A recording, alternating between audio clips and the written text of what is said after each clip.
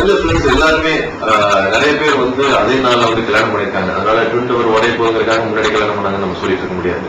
அது வந்து ஒரு ஆஸ்பிஷியஸ் டே. ரொம்ப இந்த நியூமராலஜியோ இல்லாட்டி அந்த ஜாதகம் பார்ப்பாங்க இல்லையா, 2 பேரோட நட்சத்திரம் 4 நட்சத்திரம் பார்ப்பாங்க. கல்யாணம் தனிக்காது அது பார்ப்பாங்க.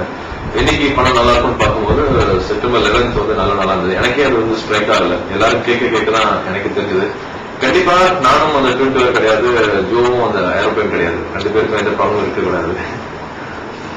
அர்ஜென்ட்டா ஒரு கிஸ் வேணும்.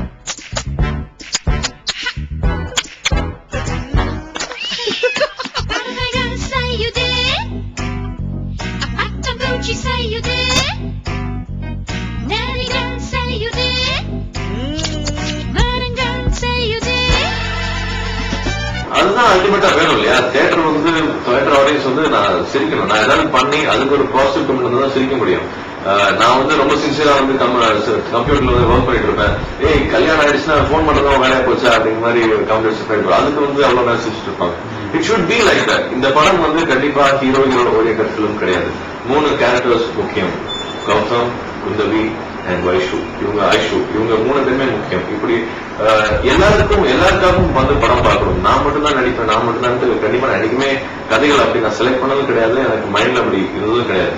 வடிவன் சாருக்கும் அவங்க தனியா கிளாப் பண்ணணும், சந்தானத்துக்கும் கிளாப் பண்ணணும், சின்ன ஜூனியர் ஆர்டிஸ்ட் யாரு பேர் கூட தெரியறவங்களுக்கும் நல்லா பண்ணணும், அதுக்கான கிளாப்ஸ் பண்ணணும். இதுதான் ஹெல்த்தியான சினிமா அப்படின்னு நான் சொல்லுவேன். வாழ்ந்து வாழ்ந்து போர் அடிச்சு போச்சு.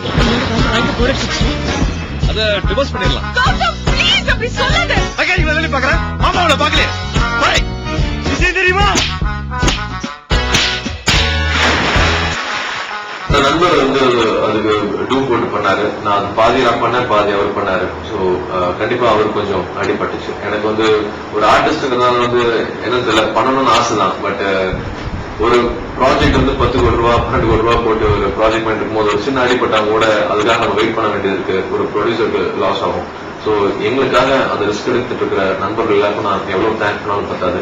என்னால முடிஞ்ச அளவுக்கு வந்து அவங்களையும் நான் சந்தோஷமா வச்சுட்டு இருக்கேன்.